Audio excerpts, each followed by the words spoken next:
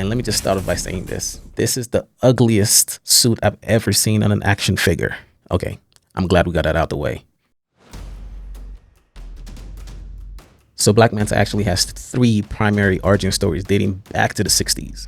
He's originally from Baltimore, Maryland, if that matters to you.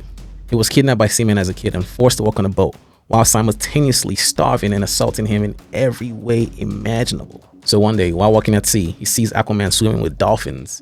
He cries out for help, but Aquaman didn't hear him.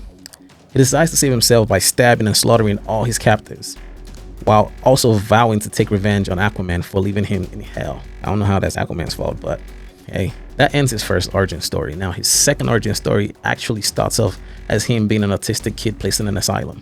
For some strange reason, he loved being placed in cold water and would spend all day watching TV, obsessing over Aquaman, repeatedly reciting the words swim and love. These led to his doctors doing experimental treatment on him, and this experiment eventually made him become very violent. During one of the experiments, he stabbed his doctor in the eye with a syringe and escaped.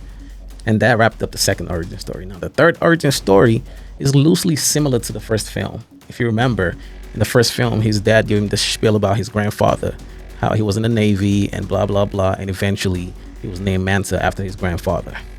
So in this story, he worked on a ship with his dad. His dad was a captain and he was a diver.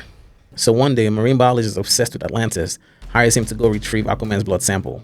So while he was going to retrieve the blood sample, Aquaman's dad gets in the way to defend his son and eventually gets killed.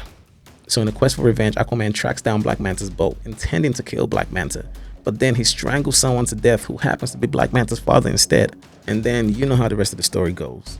Black Manta finds out about it and then spends the rest of his life trying to kill Aquaman, Aqua Baby, his wife, and the entire Atlantis.